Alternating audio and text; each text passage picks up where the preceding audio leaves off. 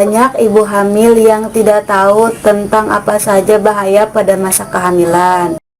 Untuk itu, pada video kali ini saya akan menjelaskan apa saja tanda bahaya pada masa kehamilan yang dirasakan oleh ibu hamil.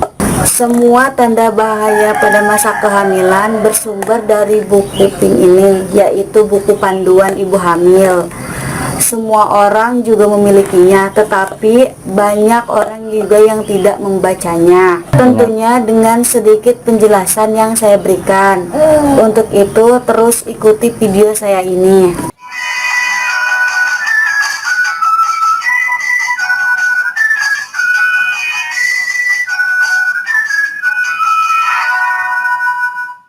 Kehamilan adalah proses yang normal, alamiah yang diawali dengan pertumbuhan dan perkembangan janin intrauterin dan dimulai sejak konsepsi sampai dengan persalinan.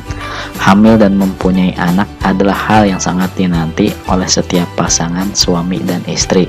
Ketika mengandung, istri akan mengalami berbagai tanda perubahan normal dalam tubuhnya, seperti merasa lelah, mual, dan muntah. Banyak kemajuan di bidang sains dan teknologi yang sangat membantu menentukan deteksi dini adanya masalah dalam kehamilan dan proses persalinan nantinya.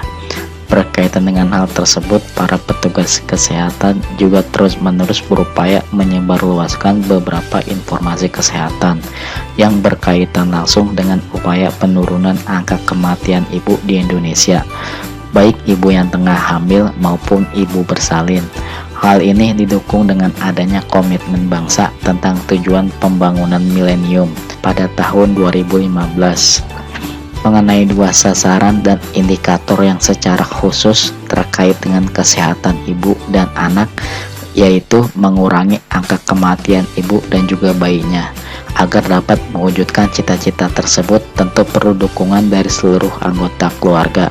Pada video kali ini, saya akan berusaha membagikan beberapa informasi yang berkaitan dengan pengenalan tanda bahaya pada ibu hamil. Semoga dengan adanya video ini dapat menjadikan referensi kesehatan kepada ibu hamil agar tetap menjaga kesehatannya. Berikut ini beberapa tanda bahaya pada kehamilan yang sering dialami oleh ibu pada masa kehamilan, dan saya sarankan untuk segera menghubungi dan berkonsultasi dengan pusat kesehatan agar menemukan solusi atas masalah tersebut. Yang pertama, muntah terus sampai tidak mau makan. Ibu hamil yang mengalami muntah secara terus-menerus dan tak bisa makan sama sekali pada masa kehamilan. Hal tersebut karena adanya perubahan hormon tubuh yang berguna untuk mempertahankan pertumbuhan dan menjaga kehamilan. Namun pada beberapa ibu hamil, hal ini dapat mengakibatkan muntah berlebihan, bahkan hingga kesadaran menurun akibat kekurangan cairan dan zat makanan. Keadaan ini sangatlah membahayakan untuk kondisi ibu serta janin dalam kandungan. Segeralah bawa ibu hamil tersebut yang mengalami muntah berlebihan dan tak bisa makan ataupun minum, atau pula dalam keadaan setelah makan dan saat minum ibu hamil tersebut langsung muntah lagi dan terdapat demam. Bila dalam pemeriksaan ternyata ibu hamil disarankan untuk perawatan di rumah sakit dan dibantu dengan penambahan cairan makanan melalui infus, keluarga bisa membantu mengamati tanda-tanda ibu hamil kekurangan cairan tubuh, antara lain bibir kering dan pecah-pecah, nafas bau, kulit kekenyalan menurun saat dicubit, keriput tidak segera kembali, mata tampak cekung, dan peningkatan suhu tubuh. Menurut pengalaman saya pribadi, di tempat saya tinggal, kejadian ini sangat banyak dialami oleh ibu hamil dengan anak pertama. Tetapi ada juga yang mengalaminya setiap masa kehamilan, dan solusi yang dapat diberikan oleh pusat kesehatan adalah diberikan infus agar membantu kondisi kesehatannya stabil. Yang kedua, demam tinggi. Demam tinggi pada ibu hamil dalam usia kehamilan berapapun, bila mengalami panas atau demam tinggi, perlu segera dibawa kepada tenaga kesehatan atau pelayanan kesehatan untuk mendapatkan pertolongan. Keterlambatan penanganan dapat menimbulkan bahaya bagi ibu akibat infeksi. Selain itu, bayi berpotensi mengalami keguguran dan terlahir prematur, bahkan kematian bayi dalam kandungan. Ibu hamil dengan panas tinggi tidak dianjurkan untuk minum obat penurun panas tanpa ada pemeriksaan dari tenaga kesehatan. Selama mengalami demam, ibu hamil minum air putih yang cukup agar tidak terjadi kekurangan cairan tubuh. Bila sudah mendapat pengobatan, sebaiknya ibu hamil istirahat dengan berbaring di atas tempat tidur hingga suhu tubuh kembali normal. Yang ketiga, bengkak kaki, tangan, dan wajah atau sakit kepala disertai kejang. Bengkak kaki, tangan, dan wajah pada ibu hamil merupakan sesuatu yang wajar, tetapi bila sudah disertai dengan sakit kepala dan kejang, maka harus cepat memeriksakan diri ke pusat kesehatan. Bila terjadi pembengkakan pada bagian tubuh tersebut dan diikuti dengan nyeri tengkuk, nyeri ulu hati, dan pusing kepala, bahkan kejang-kejang mendadak, dan disertai pertambahan berat badan berlebih selama hamil juga perlu diwaspadai. Semua tanda tersebut mengarah pada keadaan keracunan kehamilan atau disebut dengan preeklamsia dan eklamsia bila kejang. Untuk mengetahui pembengkakan yang tidak normal antara lain dengan menekan pada daerah tengkuk kaki yang bengkak. Bila bagian yang ditekan tampak cekung dan tidak segera kembali seperti semula, berarti terdapat penumpukan cairan. Untuk ibu hamil yang mengalami kenaikan tekanan darah selama kehamilan seringkali diikuti dengan pembengkakan pada anggota tubuh kaki.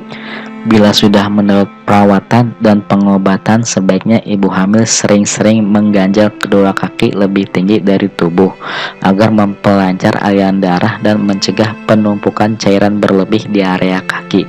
Hindari penggunaan pakaian yang ketat selama hamil. Ibu hamil dengan kondisi bengkak, pusing kepala, nyeri tengkuk, dan ulu hati, mata berkunang-kunang, wajib segera memeriksa diri ke bidan dan tenaga kesehatan terdekat. Yang keempat, janin dirasakan kurang bergerak dibandingkan sebelumnya. Bagi ibu hamil, penting memantau gerak bayi dalam kandungan. Apakah bayi tersebut bergerak dengan cepat ataupun kurang bergerak? Pada kehamilan yang masih muda memang belum dapat dirasakan. Namun pada umumnya memasuki kehamilan 5 bulan, ibu hamil semakin sering merasakan gerakan-gerakan janin dalam kandungan. Bila dalam keadaan terbangun, diharapkan ibu hamil bisa merasakan gerakan janin kurang lebih 10 kali dalam 12 jam.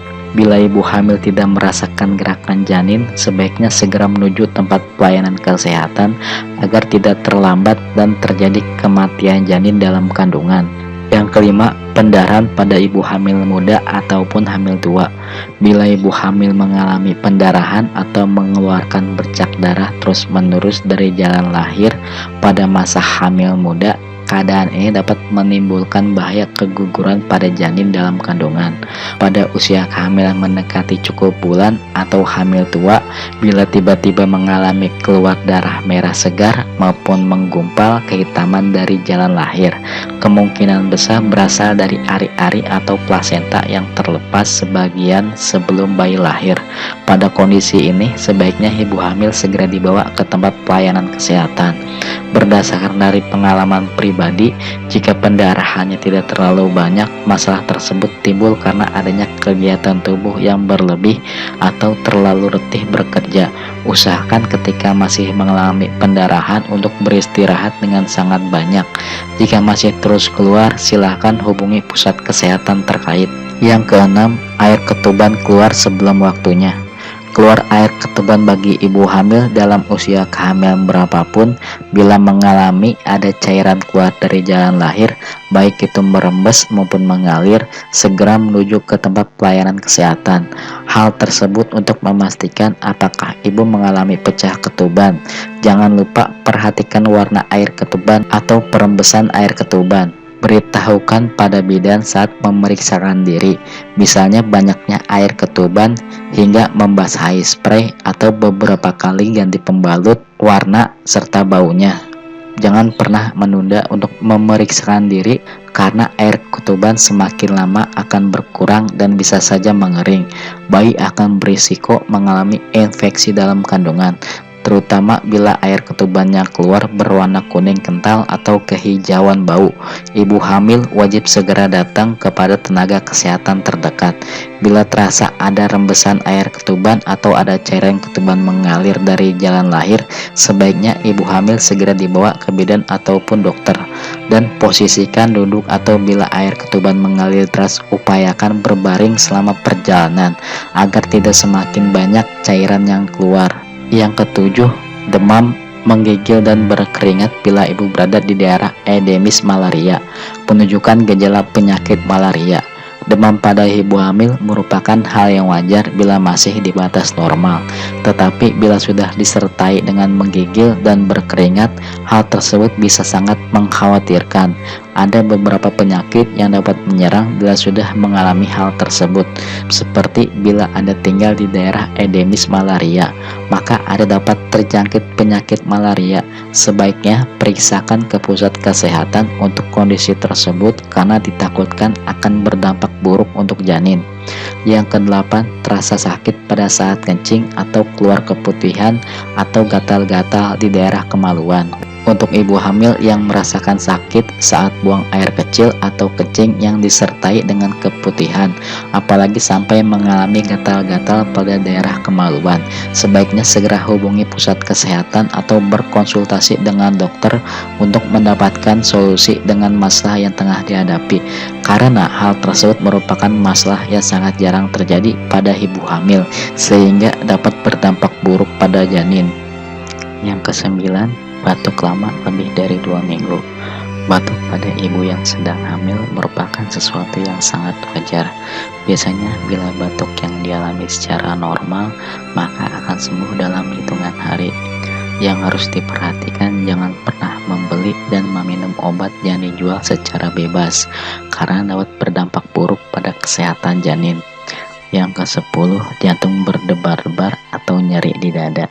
Jantung yang berdebar sering dialami oleh banyak ibu yang sedang hamil, seperti pada istri saya sendiri yang mengalami hal tersebut pada usia kehamilan pada semester ketiga.